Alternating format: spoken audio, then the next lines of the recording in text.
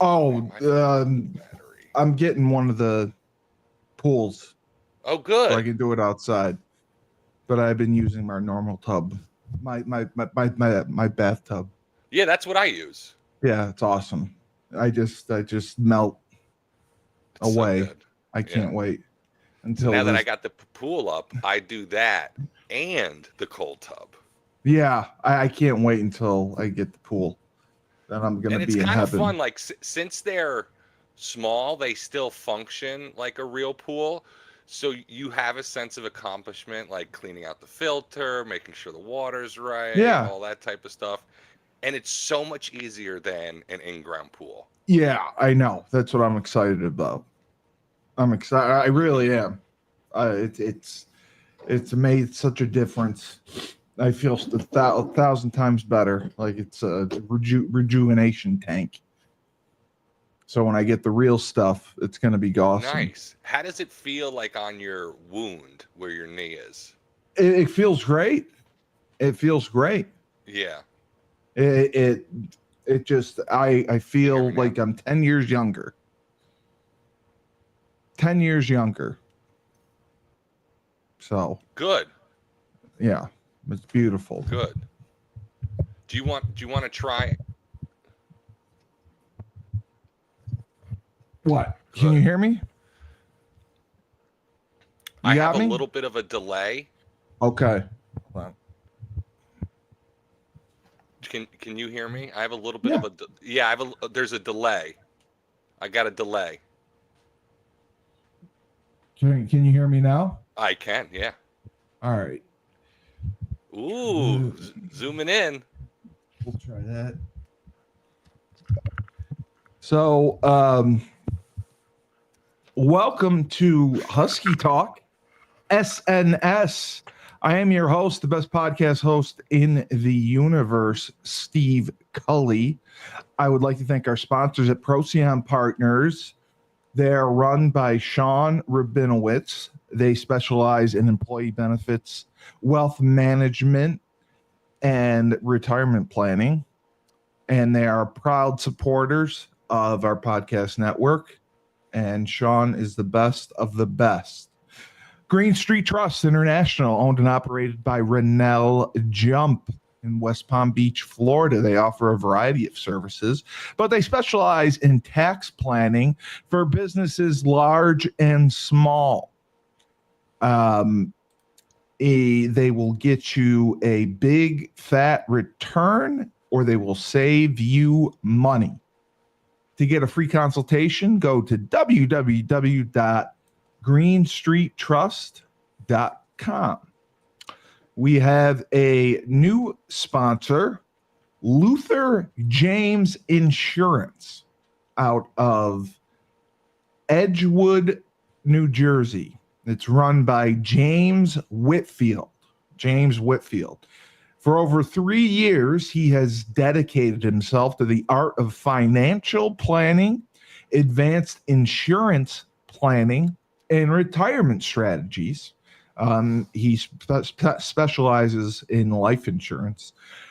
He also helps out law enforcement achieve financial stability. His journey in the industry is more than a career, it's been a passion. He helps dealing with the financial pressures of retirement, and fear of the unknown is real. So to contact James, you can go to his website at www.lutherjamesinsurance.com. So thanks to James for coming on board. We also have Pete Finch and the Finch Law Firm out of Bridgeport, Connecticut. If you've had any type of injury, a slip and fall, a car accident, your mother-in-law ran you over, your wife stabbed you, whatever it is, the Finch firm is for you. Pete has won legal battles all over the state of Connecticut. He's not afraid of insurance companies. He will go to war for you to make sure that you get every cent you deserve in compensation. And when you're in a pinch, call Finch. Go to his website. It's just thefinchfirm.com. Dynamic Human Performance is owned and operated by Andre Dixon, UConn legendary running back. He trains boys and girls of all ages who play all sports. He just started a boot camp program every day, 6 a.m. If you want to get in shape, you go to Andre. His athletic development program has been phenomenal. Takes boys and girls, all ages, whatever their sport of choice is. He trains them from the ground up and develops them so they reach their potential. Andre has sent boys and girls of all sports to college on scholarships. So he is the best of the best in Connecticut. If you want to go to him, www.dynamichumanperformance.com. Julius Williams runs the Trench Mob in Atlanta, Georgia, Decatur, Georgia, to be more specific. He trains offensive and defensive linemen of all ages. They compete in 5-versus-5 tournaments, which is offense versus defense linemen, all over the country. This season, he is ranked second. And as I've said, he disagrees with this opinion because they are undefeated and he thinks they should be number one. He's appealing this decision. And as I've also said, there is no appeals process. So I don't know how he's going to fare in that. But Julius has sent kids to Florida, Florida State, Miami, Tennessee, Clemson, Georgia, Alabama, just to name a few. So if you want your kid to play with the best of the best, go to Julius. www.battleofthetrenches.com, and you can check out our show, the Trench Mob Show, every Friday night at 7:30. And here's the man of the hour, former UConn star and captain and NFL Europe star. Been to many NFL camps. Yep, he's done it all. Sean Mulcahy. Hello. Yes. It's great to see you. Great to see you. Great to see you. So, was in Maryland the past weekend. Oh. Fucking hot, man. Oh, brutal. I mean, same hot here. Maybe probably a little bit more humid. Connecticut is known for having the most trees per capita in America. Trees. Okay. If it weren't for like the Everglades swampy areas and the shoreline, I'd give it to Maryland because we were like drove through Baltimore, we stayed in Annapolis and surrounding areas. That's why you were asking about Smoot, where he was from. Yeah, Calvert Hall. Yeah. And I was just, it was so buggy, and I was still surprised with how many trees there are because it a lot of places just chop them down and whatever, but it was still very like dense. Well, we went to Annapolis, right? When we played Navy. Worked them. Yeah, I remember that. That was 35-0. Larson's. I'll never forget it. It was so huge for Larson, and at the time, I had no idea I'd be marrying into a Navy family. So I like to bring that up every once in a while.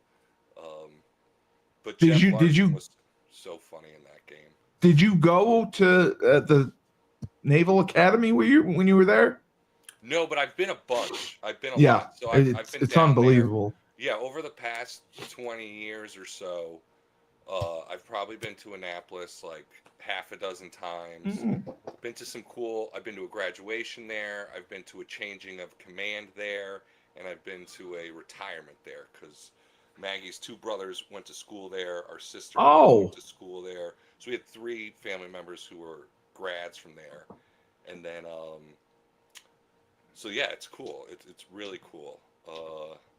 Yeah, those are big contacts. Yeah, they are. It makes me think that, like love and history and stuff. You imagine, I know the climate was a little bit different, but not much different. Like they still got days, but can you imagine being like a pilgrim coming over here to this shit in the summer, being like, "Fuck me, dude, we're not gonna I don't know how you'd get through it with all these bugs and shit." I don't know how you'd get through it. You got your little shanty outside you're living in. Yeah, I know there wasn't Lyme's disease, but there were ticks still. There was the blood off you. The pilgrims brought disease over to the Indians. Yeah, they were like, coming over here, you're screwing our stuff up. Yeah. You're right. No fans, and they're all dressed to the nines in like gowns and pants. That's how they dressed back then. Yeah. Dude, like the mortality rate must have been sky high.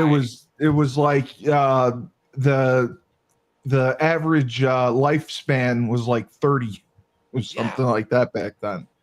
Unreal. And these people have the gall to have babies. Like, you really think this thing's gonna make it? Like, come on. That the infant mortality rate was through the roof. Terrible. Because I mean, the milk would be bad. Like, it would be a disaster. And so that's one of the things I thought about. I was like, I couldn't imagine, because obviously the natives had been there for centuries and they had figured it out. They're wearing a loincloth and that's it. Everyone's bare chested and they got a loincloth. All right. That was it. That I can work with. I can't work with the gown and the ruffled and the long shirts, the linen. Yeah. Dave and I, we did a show. We did a show on the assassination of Abraham Lincoln. Okay. And reading about that was just unbelievable. Was it a hit job, or did this guy act on his own? No, just John Wilkes Booth, the planning that went into this, and the hatred that he had for Lincoln in the South. He loved the South. It was just unbelievable. And he didn't hide it. Mm-hmm. He would openly go to bars, and he was like the George Clooney of that era as an actor. So he was considered like a heartthrob, like very popular. And Lincoln was a fan of his. Unreal. That's what I read. Lincoln actually saw several plays of his and liked them. And he convened all these people. I think there was 5. Yeah. And the whole mission was to carry out all these murders, blame it on the South, and get the Civil War started again. Oh my God. That's what he wanted to do. That's what everyone wanted.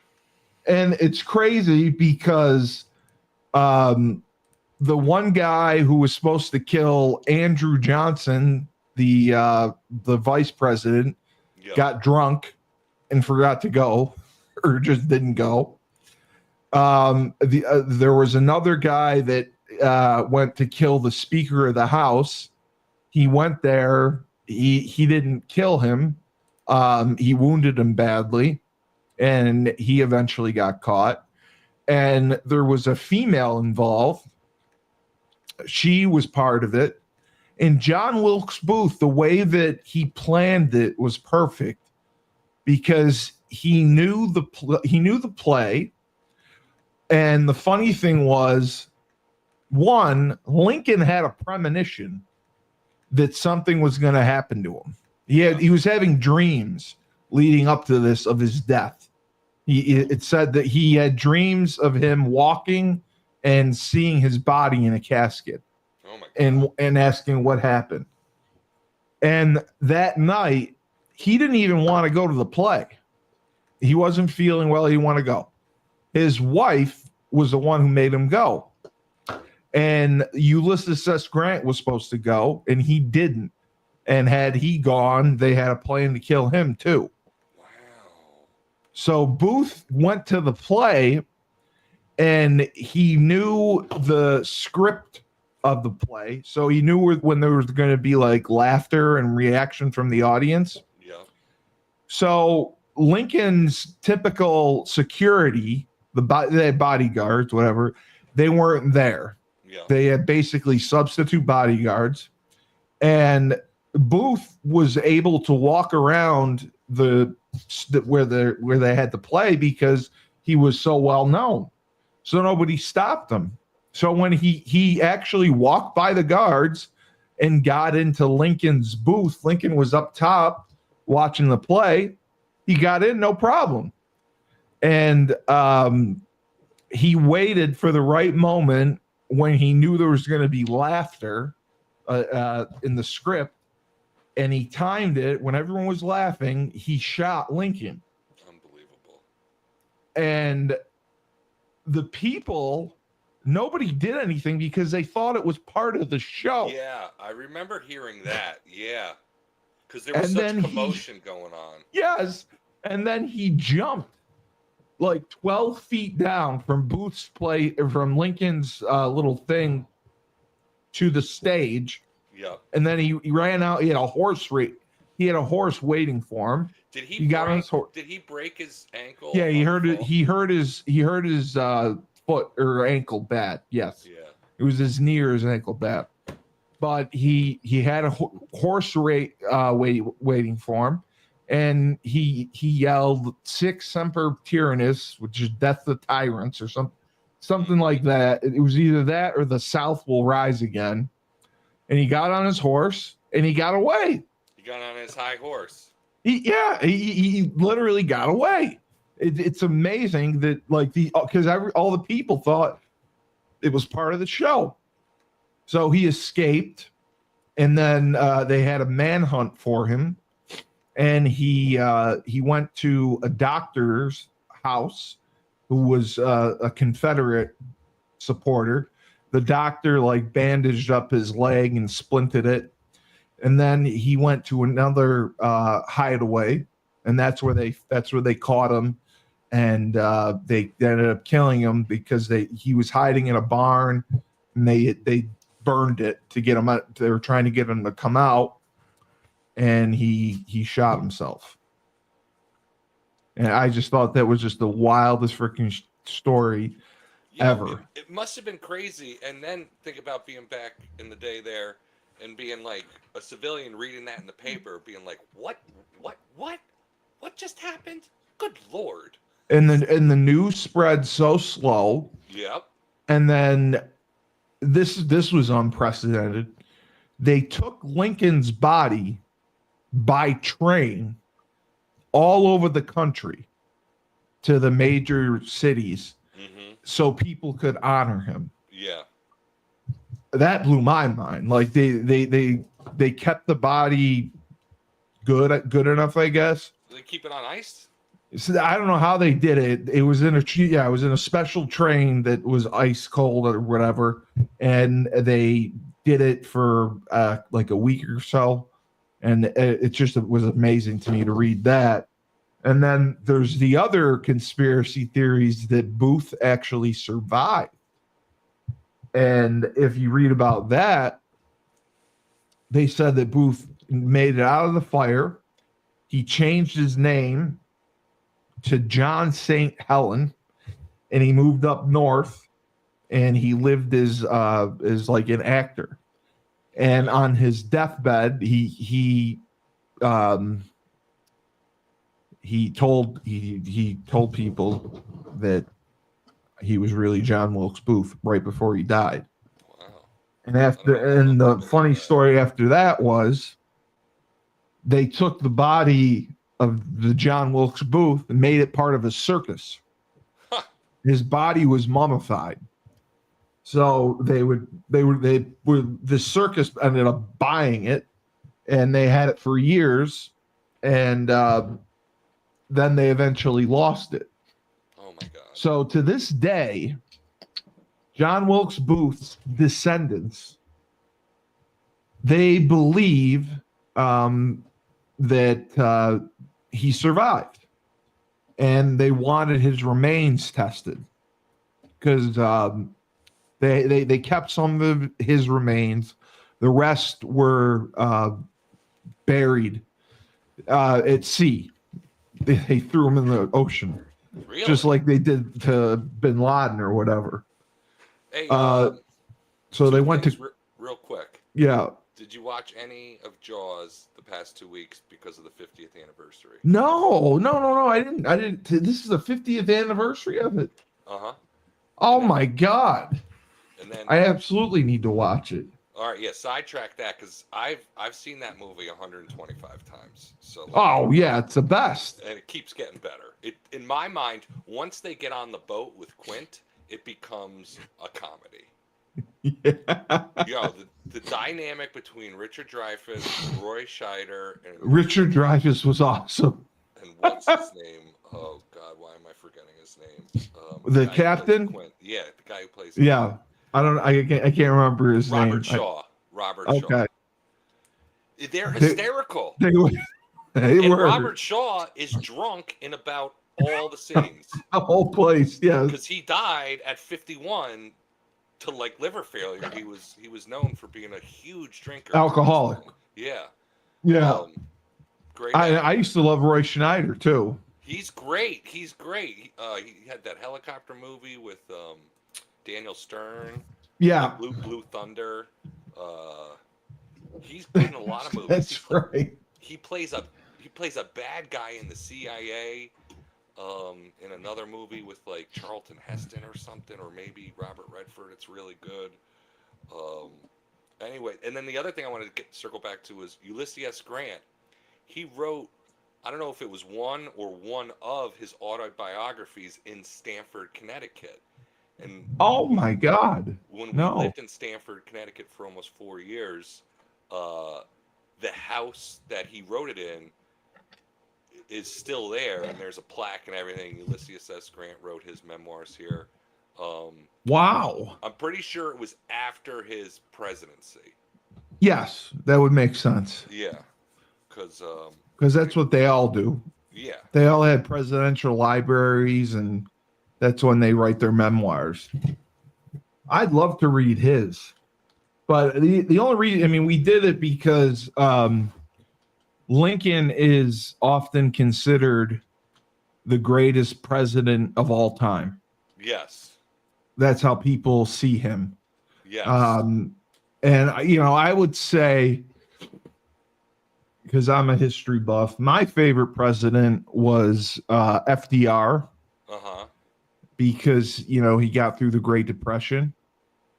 And, he did those fireside chats. He would keep the country involved in the news and, throughout the war. He 4 terms, he got elected 4 times. That just amazes me. Yeah. But a lot of people, anyone who does rankings, Lincoln's number 1 because the Emancipation Proclamation, that's it, where he ended slavery, and the Civil War. Like, those are 2 of the greatest accomplishments ever. Yeah. And then George Washington, obviously, because he was the founder of our country. But it's so funny when you look back at that history stuff and the 1800s, when when they were trying to save Lincoln, because Lincoln, they knew his wound was bad. They didn't take him to a hospital. They took him to someone's house, and all these surgeons came, and they were trying to get the bullet out. They couldn't. And the way that they treated people back then, they would do what was called bloodletting. Yeah. They would cut you and bleed and make you bleed. Yeah. Basically, they thought that it would bleed out the disease or whatever. Yes. The leeches. They'd also use leeches. Yes, absolutely. And they people today have said that the wound was mortal. Like, even if he was around, if that happened today, they don't think they could have saved. Yeah, he got shot in the head. Yeah. It's like Kennedy. They rushed him to the hospital, and like an hour or 2 later, they pronounced that. It's like, dude, he got shot in the head. Yeah, what do you expect? His brain was gone. Like, yeah. His brain was on his wife. Yeah. But that was absolutely crazy. But it was so fun going back And I agree with you. Anything involved with history is incredible to me.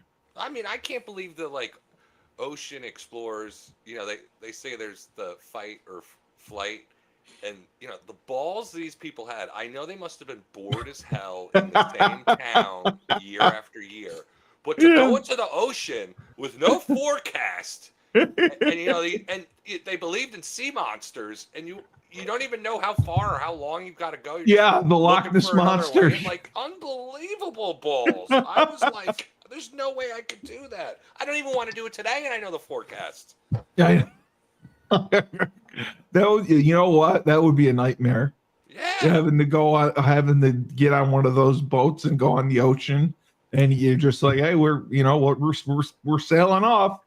We'll hopefully hit land sometime. I can't tell you when. I forget where it is. It might have been in California. I don't know where it was, but they had a replica of like the Nina, the Pinta, or the. Oh, really? Yeah.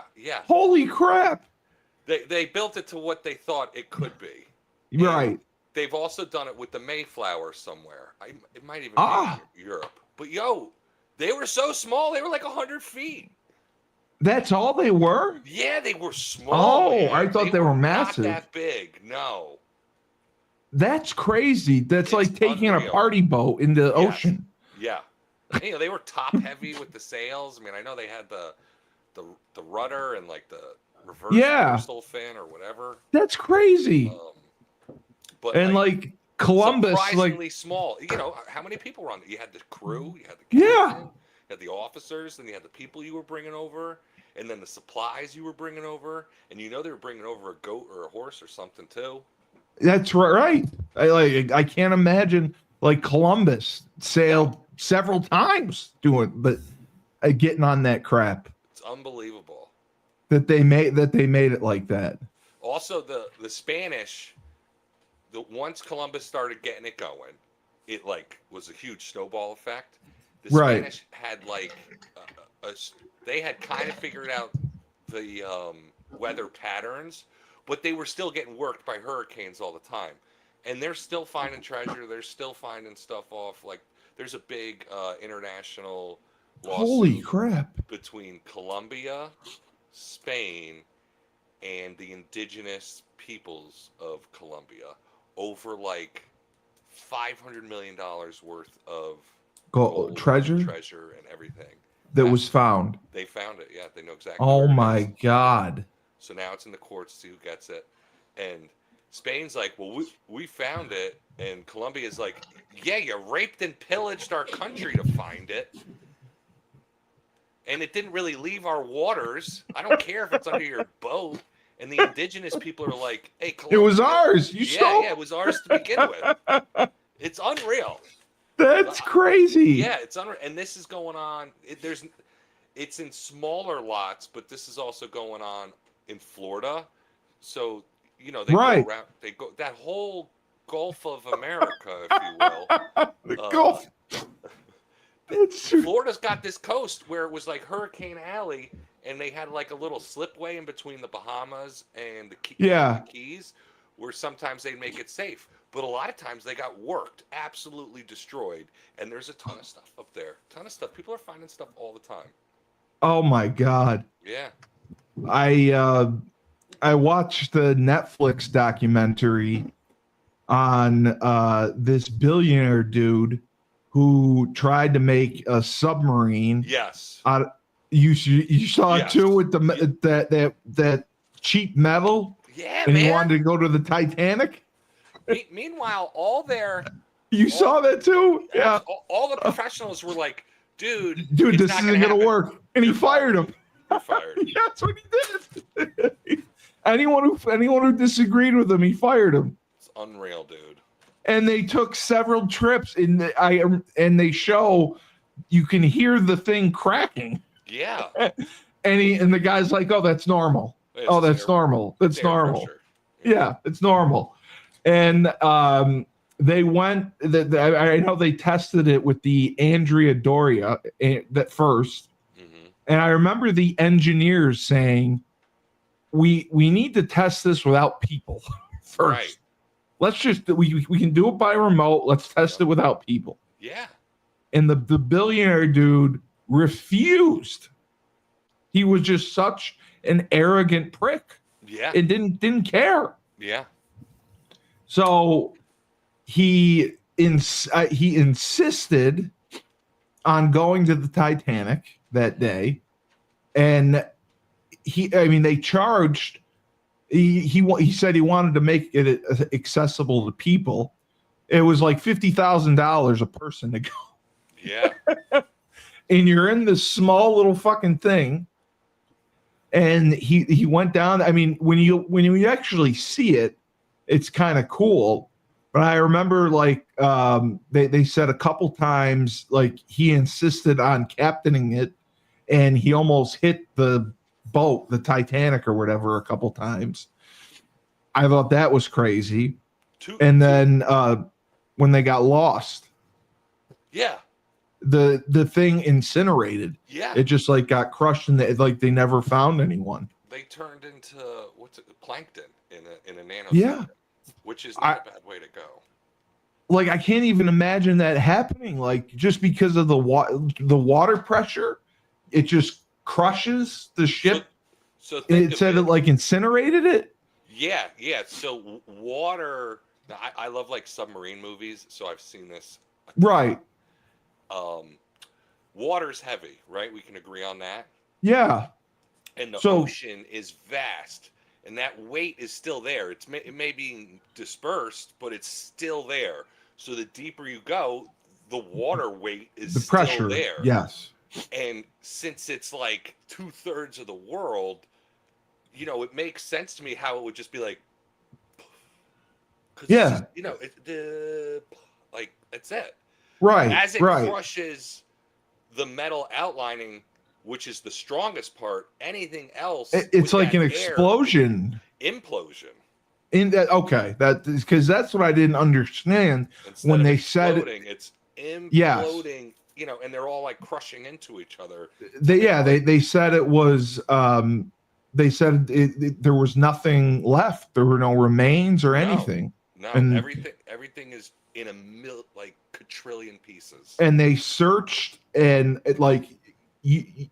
that's why it's different. Like people can't go down to see the Titanic because they don't have a submarine.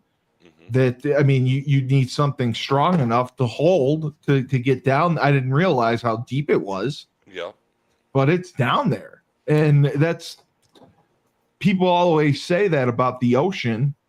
That we should be exploring that more than space. There's more that we could be finding down there.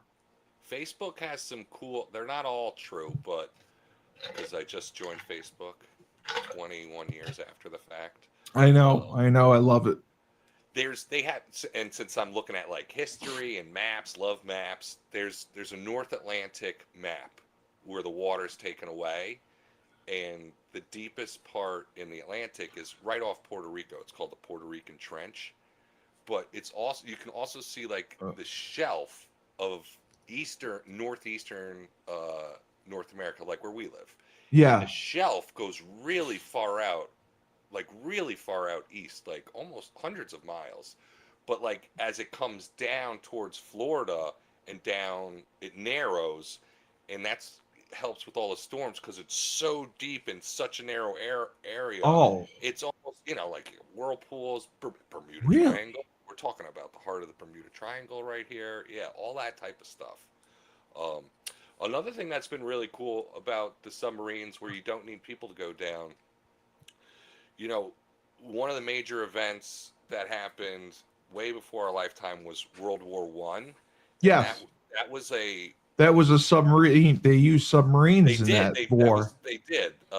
They dabbled in the Civil War with the Merrimack and the Monitor, but in World War I there was a lot more, and they kind of had perfected it.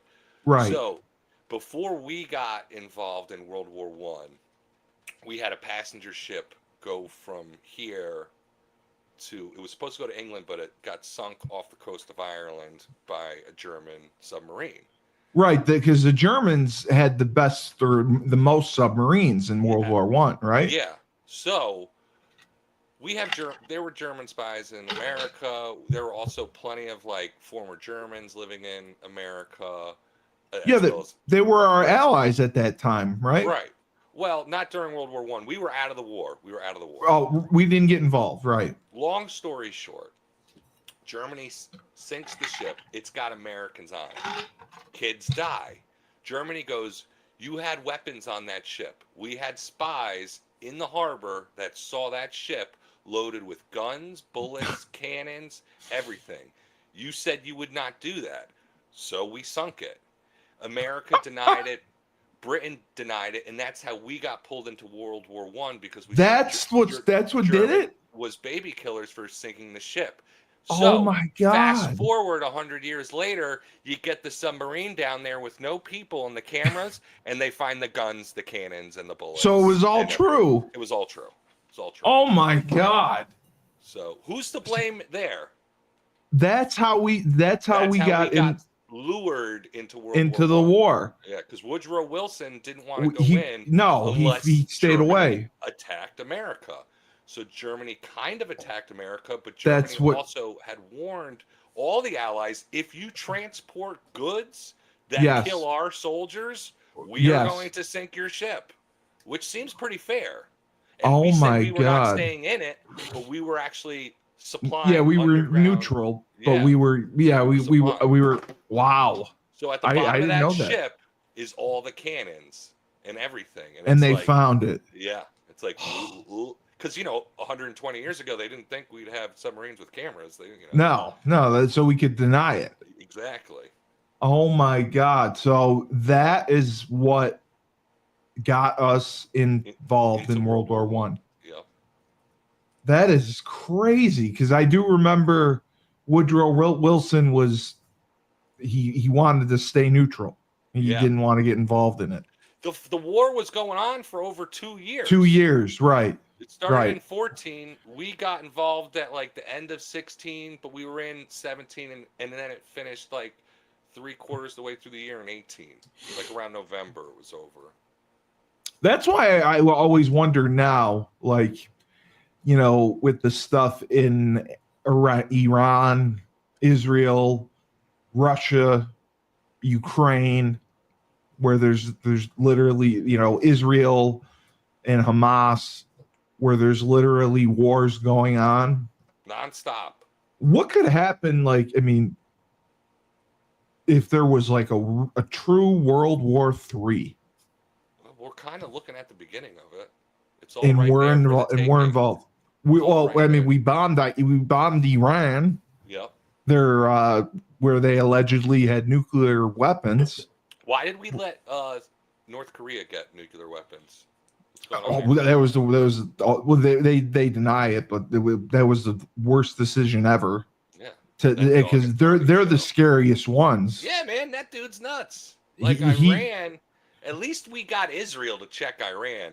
China and Russia are not checking North Korea for us. And they're the neighbors. No. And Putin just doesn't give a shit. Putin just does what he does. Like, go fuck yourself, people. I'm doing what I want. And it was funny because Trump said he was disappointed in him. Because Trump's like, I thought I had a good relationship with him. I thought I knew him. And, he wants Ukraine. Yeah. He wants it back. Yep. He wants that land. He wants all the Soviet states back that were taken illegally correct. After World War II, where they thought they were entitled to that land, even though these people didn't want to be a part of the Soviet Union. Right, and they had all those different countries there. Yeah. And now, I mean, that's why I just can't imagine like being in Ukraine. Oh, and so bad for these people. Yeah, because we're the only country that has never had a war on our land. Yeah. Besides the Civil War. Yep. We've never had to deal with a war from like another country. Like Trump makes fun of An invasion. Yeah. He makes fun of Canada because he's like, Canada would never attack us. Mexico would never attack us. There's no way that anyone we would be able to see anything coming. because we're so far away from Europe and Russia. Right. So that's why, but I couldn't imagine what would happen if like anything like, 9/11. Yeah. And so we have to worry about dirty bombs and yeah, like sneaky stuff like that. The closest thing we've had to an invasion is Red Dawn. Patrick Swayze, C. Thomas Howell. I love that freaking movie. The best movie ever. Oh my God. Yeah. That's when the parents get taken. Yeah. And then eventually Swayze, yeah, and I just remember Swayze's dad telling his son, it's like, time to be a man. Yeah. And that was just such a powerful statement in the movie. As a kid in the Cold War, I was like, this is awesome. Yeah, it was. That's right. But it was scary. About the Cold Awesome, War. That's scary. right. And I remember it. Because I think they did a remake of it, and I didn't like the remake. Terrible. Yeah. The remake was awful. Red Dawn is on Netflix. Okay. Yeah. The original?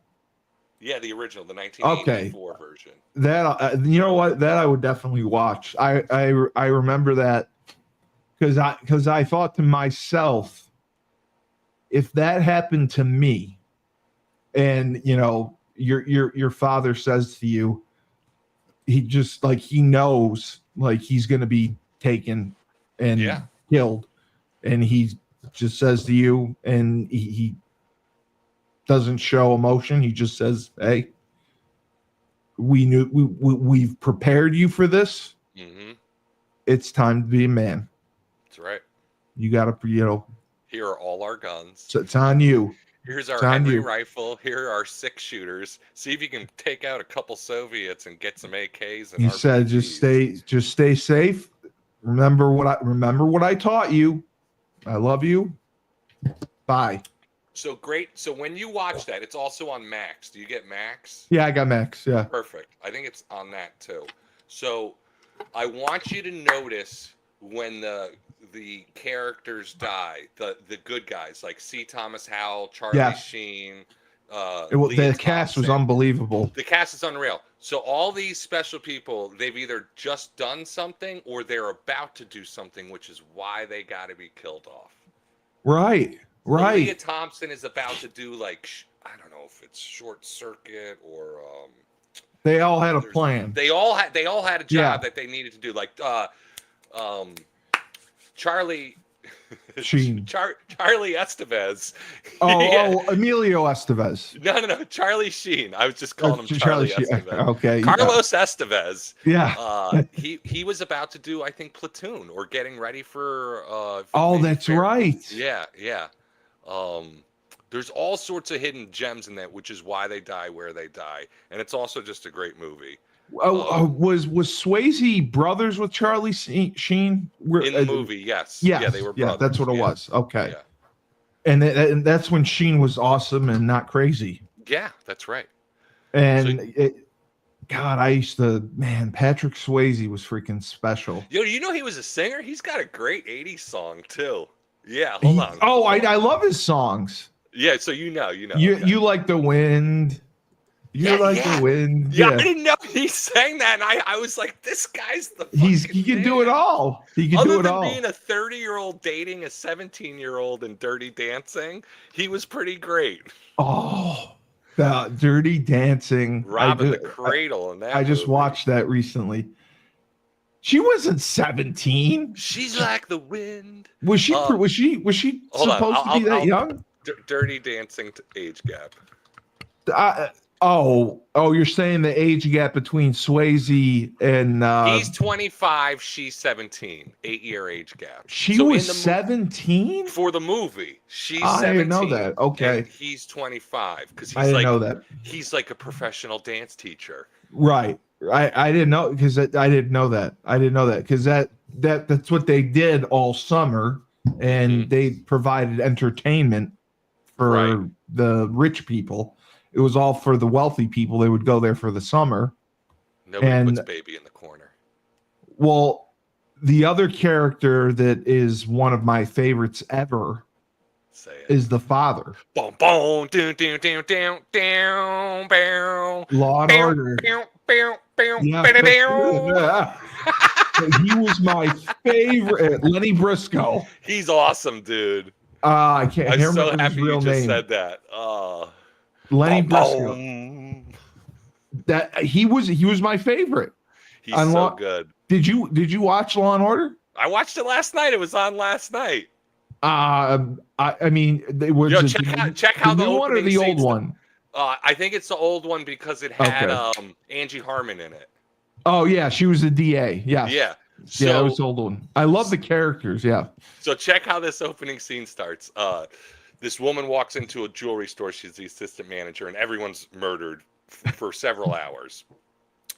And he goes, one of the guys comes up to Lenny and he goes, boss, we got a problem. And he goes, what's the problem? And he goes, somebody nabbed the surveillance tapes. And Lenny goes, well, what am I going to watch tonight? Boom, boom, doom, doom, doom, doom, doom. They always give him a funny line in the beginning. They always give him a funny line in the beginning. I was rolling. What am I going to watch tonight? Boom, boom. Doo, doo, doo, doo. I remember another one where the guy got arrested and he's like, I got tickets to something at Broadway. And he goes, yeah, well, tonight you'll be seeing Broadway at Rikers. Boom, boom. Yeah. You know, don't worry about it. We'll get you. You're going to get a great seat tonight at Rikers. You can watch Broadway there. So good. Hey, you have homework. Jaws and Red Dawn. I will do that. I will do that. I got to get ready for work. No, I know you do. I know. That was great. It was so good. Boom, boom. I'm going to watch Law and Order too. Yeah, All I mean. Let me get. Oh, he froze up. All right. I just have to say again, fresh fold laundry, Ned Von Young, Chapel Hill, North Carolina. They have a high-end laundry service. They now pick up your clothes, wash, dry, and fold them at land speed records, and then you pick them up. They also, you can schedule online. They have an online subscription service, weekly or bi-weekly, deals for college students. And all you have to do is go to freshfold-laundry.com and you can see all their services. Ned Von Young is awesome. And again, we have Luther James Insurance, which is owned and operated by James Whitfield.